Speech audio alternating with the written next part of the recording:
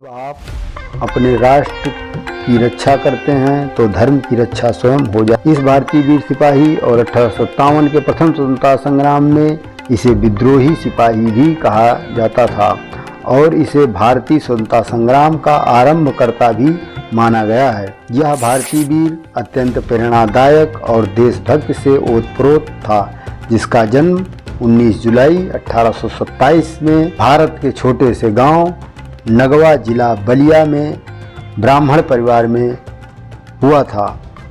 ये धार्मिक और साहसी और अपने देश के प्रति समर्पित भाव भी थे इनके अंदर, जिनमें बचपन से ही न्याय और स्वतंत्रता की भावना प्रबल थी।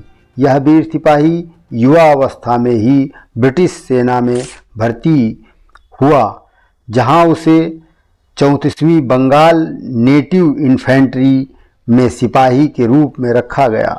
इस वीर सिपाही में क्रांति का बीज उस समय पड़ा जब ब्रिटिश सरकार ने सेना को नई इनफील्ड राइफलें दी, जिनकी कारतूसों में गाय और सुअर की चर्बी प्रयोग की जाती थी।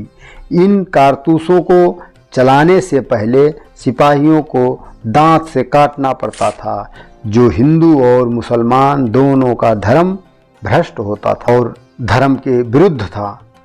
इस वीर ने अपमानजनक आदेश का विरोध किया और अपने साथियों से विरोध का आह्वान किया। 29 मार्च 1857 को बैरकपुर छावनी में अंग्रेज अधिकारियों पर हमला कर दिया और इस वीर ने ब्रिटिश शासन के खिलाफ विद्रोह का बिगुल फूंक दिया, जिसने भारत की पहली सशस्त्र क्रांति की शुरुआत की। उन्होंने पूरे उत्तर भारत में 1857 की महाविद्रोह की चिंगारी जलाई।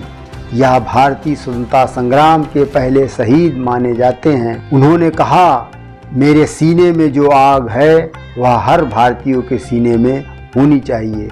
उनके इस साहसी कदम से उनको फांसी की सज़ा सुनाई गई। उन्हें 18 अप्रैल को फांसी दी जानी थी, परंतु डर के कारण 10 दिन पहले 8 अप्रैल 1857 को फांसी दे दी गई।